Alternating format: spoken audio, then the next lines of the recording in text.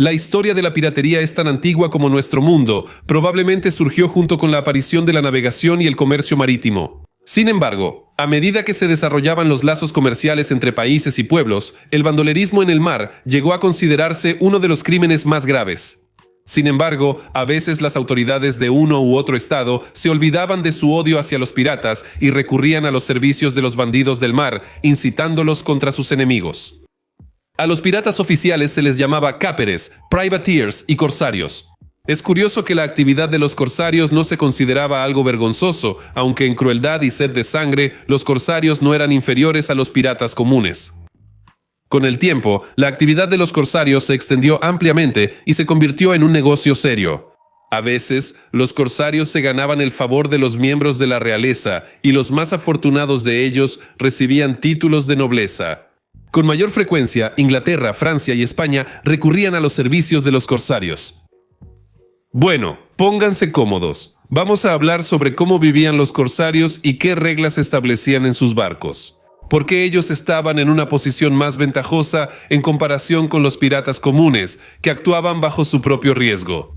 También conocerán a los corsarios más famosos de diferentes épocas. Me llamo Semión y declaro inaugurada la sección Cómo vivían. ¡Empezamos!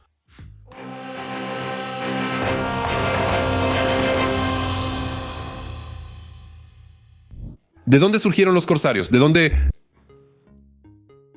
Empecemos, si les parece, con la definición. Cáper, corsario o privateer, en esencia, son sinónimos. Así llamaban a las particulares que, con permiso del gobierno, capturaban barcos mercantes enemigos y a veces incluso barcos de naciones neutrales. Uno de los principales objetivos de la guerra en el mar en todo momento fue destruir el comercio enemigo, y los corsarios resultaron ser una herramienta casi perfecta para esto. No se debe confundir a los corsarios con los incursores navales de la Primera y Segunda Guerra Mundial. También operaban en las comunicaciones marítimas del enemigo, ya que aquí se trata de barcos de la Marina regular. Lo que diferenciaba a un corsario de un pirata común era la posesión de una patente o certificado especial, donde se especificaba claramente contra los barcos de qué países se podían realizar acciones militares. La palabra capero es la más antigua. Se empezó a usar en los países del Mediterráneo ya en el siglo IX. El término corsario entró en uso más tarde, alrededor del siglo XIV. Probablemente tenía origen italiano o francés. Aún más tarde apareció el término privateer, que normalmente se usaba para referirse a los corsarios ingleses. Ya en la antigüedad se intentaba atraer a los piratas al servicio. Así, por ejemplo, el famoso rey del Ponto, Mitrídates VI Eupator, utilizó piratas en sus guerras contra Roma. Sin embargo, esta práctica se generalizó en la Edad Media. Se considera que el primer monarca en otorgar patentes de corso fue el rey aragonés Alfonso III en 1288. Él emitió un decreto especial que regulaba claramente las acciones de los corsarios. A los piratas al servicio de la corona se les ordenaba no saquear a sus propios compatriotas, no atacar barcos enemigos durante las treguas y pagar honestamente los impuestos sobre el botín. En los siglos XIV y XV, la ley sobre la actividad de los corsarios apareció en todos los países europeos. Por ejemplo, a los corsarios franceses se les ordenaba llevar los barcos capturados al puerto sin dañarlos, para que las autoridades pudieran verificar que pertenecían al enemigo y, por supuesto, tomar su parte del botín. Estaba estrictamente prohibido robar la carga del barco, tratar con dureza a la tripulación o atacar a los neutrales. Violar la ley podía costarle al corsario multas o, peor aún, la pérdida de la patente. Ya en el siglo XV se firmaron tratados internacionales que regulaban la actividad de los corsarios, pero el auge de la actividad corsaria llegó en la Edad Moderna. En los siglos XVI y XVII surgieron en el mundo tres principales focos de contradicciones, donde con mayor frecuencia estallaban guerras y conflictos. En Occidente, Europa y el Nuevo Mundo, los intereses coloniales de las cuatro potencias más avanzadas de esa época, España, Francia, Inglaterra y los Países Bajos, chocaban constantemente. Para el siglo XVI, las relaciones entre Europa y el Imperio Otomano se agudizaron considerablemente, lo que convirtió al mar Mediterráneo en un escenario de conflictos y batallas constantes. Y finalmente, en el noreste de Europa, las grandes potencias lucharon durante 3 siglos por el dominio del mar Báltico. En todos estos puntos críticos, los corsarios actuaban activamente. Los primeros en utilizar corsarios de manera masiva fueron los neerlandeses. Durante la Guerra por la Independencia, atacaban ferozmente a los barcos españoles, y no solo en las costas de Europa, sino incluso cerca del Cabo de Buena Esperanza. En la segunda mitad del siglo XVI surgió la estrella del corsario más famoso, el inglés Francis Drake. Los corsarios franceses dieron origen a la piratería en el Nuevo Mundo. Cabe agregar que hasta mediados del siglo XVII, los principales objetivos de los corsarios eran los barcos portugueses y españoles, ya que estos países prácticamente monopolizaban el comercio con las Indias Occidentales. En este periodo, la actividad corsaria adquirió tal importancia que, por ejemplo, Francia la incluyó en su doctrina naval oficial. Con la ayuda de los corsarios, los franceses planeaban alcanzar a sus principales competidores en el mar, los ingleses y los holandeses, gastando mucho menos recursos en ello. Además, la actividad corsaria generaba enormes ganancias para el tesoro. El ministro de Finanzas francés tomaba en cuenta los ingresos provenientes de ella al elaborar el presupuesto estatal. La actividad corsaria prosperó durante las guerras napoleónicas. La zona de mayor actividad de los corsarios era el Canal de la Mancha. Sin embargo, los barcos también eran capturados tanto en las Indias Occidentales como en el Océano Índico. Después de que Estados Unidos obtuvo su independencia, los corsarios se convirtieron en la fuerza principal de la joven marina estadounidense. El corso causaba un enorme daño al comercio mundial, por lo que ya desde mediados del siglo XVIII comenzaron a escucharse voces sobre la necesidad de prohibirlo por completo. Dar ese paso fue propuesto oficialmente por primera vez por la Asamblea Legislativa Francesa en 1792. Y aunque esta iniciativa no fue apoyada por las principales potencias marítimas, cada año estaba más claro que el corso no era muy diferente de la piratería común. Ya durante la Guerra de Crimea, Inglaterra y Francia renunciaron oficialmente al uso de corsarios. En 1856 se adoptó la Declaración de París sobre el derecho marítimo, que prohibía directamente la práctica del corso. Con el tiempo, todos los países europeos y americanos se unieron a ella. Piratas y corsarios, ¿cuál es la diferencia? La mayoría de los autores contemporáneos consideran que las fronteras entre el corso y la piratería común eran sumamente difusas, y no era raro que la sed de ganancias llevara a los marineros a cruzarlas. Como ya mencioné, lo principal que distinguía a un corsario de un pirata era la existencia de una patente o carta especial que le permitía capturar y saquear a los enemigos del Estado en el mar. Por eso, a los corsarios se les consideraba bastante respetuosos de la ley, aunque se dedicaran a un negocio bastante turbio. En cambio, el pirata siempre fue un criminal y un villano que solo merecía una cosa: la horca. El corsario estaba al servicio del Estado, por lo que si caía prisionero, podía esperar ser tratado como prisionero de guerra, aunque aquí también había muchos matices. Por ejemplo, los españoles consideraban a Francis Drake como un simple pirata. Si hubiera caído en sus manos, difícilmente habría podido disfrutar de su título nobiliario. Los corsarios tenían el derecho de vender oficialmente el botín capturado legalmente, lo cual era muy relevante y rentable en ese tipo de negocio. Además, podían reabastecerse y reparar sus barcos en puertos amigos o neutrales. Eso también era importante. No se puede decir que en los barcos corsarios existieran reglas especiales. Las condiciones a bordo eran extremadamente duras, reinaba una disciplina de hierro. La palabra del capitán era ley para la tripulación, pero así era en todos los barcos de la era de la navegación a vela.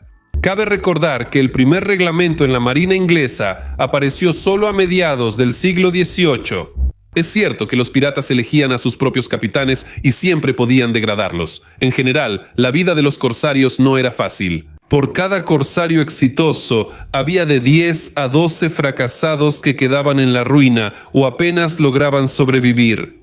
El corso siempre se consideró un negocio, pero era como una lotería en la que no todos tenían suerte. No siempre los comerciantes entregaban sus barcos sin pelear, y los barcos de la marina regular cazaban a los corsarios. Por eso, los piratas privados a menudo morían. Por ejemplo, durante las guerras napoleónicas, se hundieron alrededor de 700 barcos franceses en San Petersburgo. En San Petersburgo se debe... Bueno, ahora hablemos de los corsarios más famosos, que no solo lograron brillantes victorias en el mar, sino que también tuvieron una influencia significativa en la política de sus países.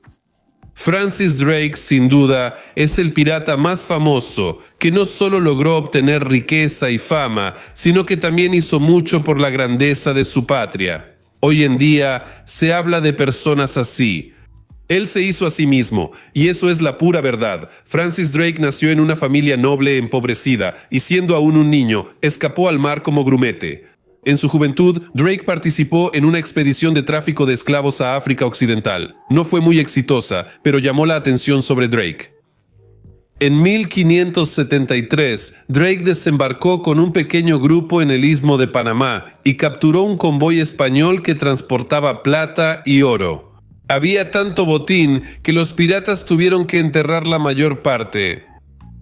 En la siguiente expedición para apoderarse del oro español, Drake ya partió al mando de toda una flotilla de 5 barcos. En 2 años recorrió desde la costa atlántica de Sudamérica hasta Panamá, pero ya en la orilla del Océano Pacífico. Sin embargo, ya no podía regresar a su tierra natal por el Cabo de Hornos. Allí a Drake lo esperaba toda una escuadra española. Entonces, se dirigió hacia el oeste a través del Océano Pacífico, realizando la segunda vuelta al mundo en la historia. España estaba furiosa y exigió a la reina Isabel de Inglaterra que entregara a Drake. La cuestión se resolvió con un pequeño regalo que el afortunado corsario le dio a la reina. Era equivalente a aproximadamente 2 presupuestos estatales de Inglaterra. En honor a la vuelta al mundo, Drake le regaló a la reina una valiosa medalla hecha de oro esmaltado y adornada con un diamante africano. Después de eso, Isabel subió a bordo del buque insignia de Drake y personalmente lo nombró caballero. En 1588, Francis Drake, con el rango de vicealmirante, participó en las batallas contra la Armada Invencible española. A pesar de la enorme superioridad, los españoles fueron derrotados, perdieron la mayor parte de sus barcos y se retiraron. Drake murió en su última expedición a causa de disentería y fue enterrado en el mar. La noticia de la muerte del famoso pirata provocó un luto nacional en Inglaterra y una alegría general en España. Hoy en día, Drake es considerado un héroe nacional, aunque en realidad era un pirata, cruel, sanguinario y codicioso. Henry Morgan. Henry Morgan es una figura de la llamada Edad de Oro de la piratería en el Nuevo Mundo. Fue una figura tan destacada que se convirtió en el prototipo de los héroes de las novelas piratas más famosas. Sobre los primeros años de Morgan sabemos poco. Siendo joven, se trasladó a las Indias Occidentales, donde la primera mención de él aparece en 1665. Junto con sus compañeros compró un pequeño barco y se fue a saquear barcos y asentamientos españoles. Morgan demostró ser un líder afortunado, por lo que en pocos años obtuvo el permiso oficial para hacer la guerra contra los españoles. Morgan capturaba y saqueaba ciudades, asaltaba fortalezas españolas y abordaba barcos. Era un excelente estratega, pero no dudaba en usar los métodos más viles. Por ejemplo, durante el asalto a una de las ciudades, los piratas dispararon usando como escudo humano a sacerdotes y monjas capturados. Los piratas de Morgan sometían a los prisioneros a las torturas más crueles para averiguar dónde estaban escondidos los tesoros. Morgan logró capturar varias ciudades españolas grandes y ricas, incluyendo Panamá. Ahí los piratas obtuvieron un botín enorme. Para llevárselo, necesitaron 175 mulas. Las autoridades británicas valoraron debidamente las hazañas de Morgan. En 1674 fue nombrado caballero y poco después recibió el cargo de vicegobernador de Jamaica. Henry Morgan murió de cirrosis hepática y fue enterrado en Jamaica, en la iglesia de Santa Catalina. Y unos años después, un poderoso terremoto borró de la faz de la tierra tanto la iglesia como la tumba del famoso corsario. Khaireddin Barbarroja es probablemente el pirata más famoso del mar Mediterráneo. Un verdadero símbolo de la confrontación entre Oriente y Occidente. Nació en la isla griega de Lesbos, que en ese momento estaba bajo el control del poderoso Imperio Otomano. Khaireddin se dedicó a la piratería marítima desde su juventud temprana. Junto con su hermano mayor, creó una de las bandas de piratas más audaces y exitosas que infundía terror en todo el Mediterráneo. En 1516 capturaron Argel y después de la muerte de su hermano, Khaireddin heredó no solo vastos territorios, sino también su apodo, Barbarroja. Lo que significaba Barba Roja.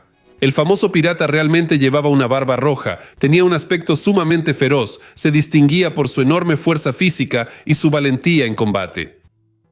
Barbarroja se proclamó sultán de Argel y se convirtió en vasallo del Imperio Otomano. Sin embargo, su principal ocupación seguía siendo la piratería marítima y los ataques a territorios costeros. Khaireddin era un excelente estratega y táctico de la guerra naval. Por eso, Solimán el Magnífico lo nombró comandante en jefe de toda la flota turca. La escuadra bajo su mando derrotó a la flota combinada de Venecia, Génova y la Orden de Malta. Los piratas de Khaireddin se convirtieron en una verdadera pesadilla para los habitantes de las regiones costeras del sur de Europa. Bajo el mando de Khaireddin, la flota turca se convirtió en la principal fuerza del Mediterráneo. Barbarroja vivió hasta una edad avanzada y murió de muerte natural, lo cual no era típico para personas de su profesión. Fue enterrado en una mezquita construida especialmente para él. En la tumba escribieron: «Aquí descansa el Señor del mar». La mezquita está en la orilla y durante muchos años los barcos turcos que pasaban rendían honores a Barbarroja. Piet Hein. A finales del siglo XVI, los holandeses se rebelaron contra el dominio de la España católica. Así comenzó la guerra por la independencia de los Países Bajos, que duró 80 años. Las acciones militares se llevaron a cabo no solo en tierra, sino también en el mar. Y aquí los corsarios jugaron un papel enorme, causando grandes daños a la flota española. El corsario holandés más exitoso fue Piet Hein. Cuando aún era joven, Piet Hein se unió a la Marina de Guerra, pero su servicio no fue muy exitoso. Sin embargo, el joven logró ser capturado 2 veces por los españoles. Después de escapar del cautiverio, Hein dejó el servicio y se convirtió en corsario. Aquí su carrera despegó y en 1624 recibió el rango de vicealmirante. Al mando de una pequeña flotilla, Piet Hein realizó una audaz incursión en Brasil. Saqueó su capital de aquel entonces, la ciudad de Bahía. Había tanto botín que tuvieron que llevárselo en 11 barcos capturados. Luego, Hein logró capturar parte de la Flota de Plata, una enorme escuadra con la que los españoles transportaban tesoros desde las colonias americanas. Los holandeses se llevaron riquezas por valor de 11 millones de florines, lo que se convirtió en el mayor botín en la historia de la piratería. Unos años después de su triunfo, Hein murió por una bala de cañón perdida en un enfrentamiento con corsarios españoles. Amaro Pargo. Cuando se habla de corsarios, normalmente se piensa en ingleses u otomanos, aunque también había tipos audaces entre otros pueblos. Por ejemplo, el corsario español más famoso fue Amaro Pargo, quien gracias a la piratería marítima se convirtió en uno de los hombres más ricos de su época. Amaro Pargo creció en una familia acomodada de comerciantes en las Islas Canarias, pero no quiso seguir los pasos de sus padres y a los 21 años se alistó en la marina. A los pocos años compró una patente de corso y con gran éxito comenzó a saquear barcos ingleses y holandeses. Además, Pargo no desdeñaba el tráfico de esclavos, que de hecho era la principal fuente de ingresos del pirata. Al mismo tiempo, Amaro era un católico devoto, donaba generosamente a la caridad y tenía amistad con sacerdotes y monjas. Es difícil decir cómo la devoción religiosa podía coexistir con el tráfico de esclavos y la piratería. Amaro Pargo vivió hasta una edad avanzada y murió de muerte natural. En España es considerado casi un héroe nacional, siendo tan popular como Francis Drake en Inglaterra. Corsarios al servicio del Imperio ruso. Los zares rusos también recurrían a la ayuda de corsarios, aunque por supuesto no lo hacían tan a menudo como los gobernantes de Europa Occidental.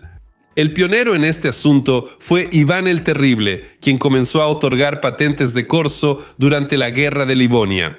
Hay que decir que esta fue una medida forzada en respuesta a los corsarios polacos y suecos que saqueaban los barcos que iban a Narva. El corsario más famoso de Iván el Terrible fue el danés Karsten Rod. La siguiente vez que se volvió a recurrir a los corsarios fue ya en tiempos de la Guerra del Norte. Para operar en las comunicaciones enemigas, equiparon varios barcos pequeños. Más tarde, en el reglamento naval ruso, se establecieron procedimientos especiales para los corsarios sobre la inspección y el arresto de barcos enemigos, la distribución de las recompensas entre la tripulación y las reglas para tratar a la tripulación capturada. El Imperio ruso utilizó activamente a los corsarios en el mar Mediterráneo y el Mar Negro durante las guerras ruso-turcas de finales del siglo XVIII. Para estos fines, a menudo se reclutaba a marineros griegos, quienes no solo odiaban ferozmente a los otomanos, sino que también conocían perfectamente el teatro de operaciones. El corsario griego más famoso al servicio de Rusia fue Ioannis Varvakis, quien recibió de manos de Catalina II una patente de oficial y 1000 cherbonets. Aún más pintoresca fue la figura de John Paul Jones, un estadounidense de origen escocés que llegó al rango de vicealmirante de la flota rusa. Fue amigo de Thomas Jefferson, autor de la Declaración de Independencia de Estados Unidos, y fue el primero en izar la bandera estadounidense en su barco. John Paul Jones capturó más de 30 barcos ingleses, por lo que recibió la Medalla de Honor, el máximo galardón de los Estados Unidos. Sin embargo, después de que terminó la guerra, se quedó sin trabajo, así que aceptó con gusto la propuesta de Catalina II de luchar contra los turcos. El corsario estadounidense demostró ser excelente en su nuevo servicio, hundiendo y capturando varios barcos. Él propuso al gobierno ruso formar una alianza con Estados Unidos para actuar en el mar Mediterráneo contra Inglaterra. Este plan fue frustrado por la muerte repentina de Paul Jones. El almirante era muy respetado. En Estados Unidos, varios buques de guerra recibieron su nombre. En lugar de un epílogo, la actividad de los corsarios es, sin duda, una de las páginas más interesantes de la historia naval. Con el respaldo del gobierno, los corsarios podían llevar a cabo operaciones de una escala que los piratas comunes ni siquiera podían imaginar. Muchos corsarios eran personas extraordinarias, capaces no solo de llevar a cabo operaciones brillantes, sino también de navegar con éxito en el mar de intrigas políticas. La era del corso comenzó a declinar a medida que se desarrollaba el comercio internacional. Cuando las principales potencias marítimas finalmente se dieron cuenta de que la piratería legalizada causaba mucho más daño del que podía aportar beneficios durante la guerra. Eso es todo. Gracias por ver y nos vemos en el próximo episodio. Adiós.